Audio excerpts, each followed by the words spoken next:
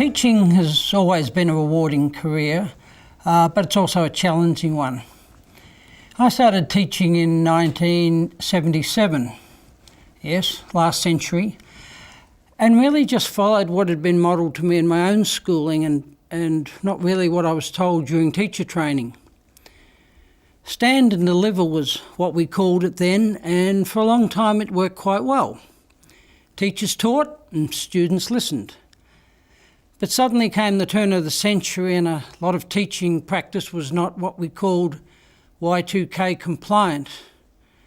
The 21st century changed so many things and the pace of change has only increased since then. If you read the book No Ordinary Disruption, you'll see the extent of this change. There have been massive changes in the world of teachers and also of students. Also, it's important to remember that only 15% of student time is actually spent in school, and the rest, the other 85%, is spent living and learning out of school.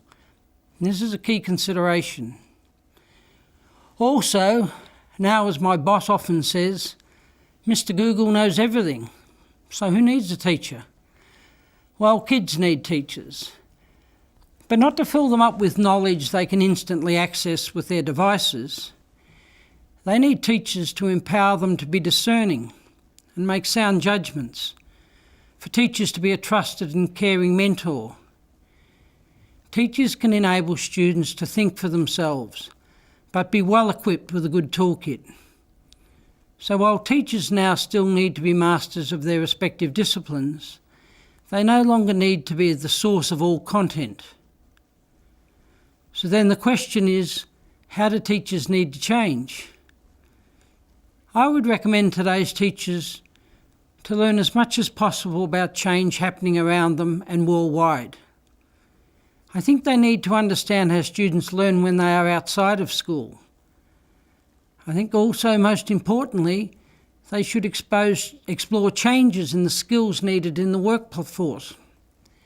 They should also investigate and become familiar with the learning sciences and the evidence that programs like PISA and PISA for Schools provide to us. I would encourage teachers to read professionally and extensively, and above all else, to collaborate with and learn from their peers, because collaboration is and should be the key feature of today's teachers.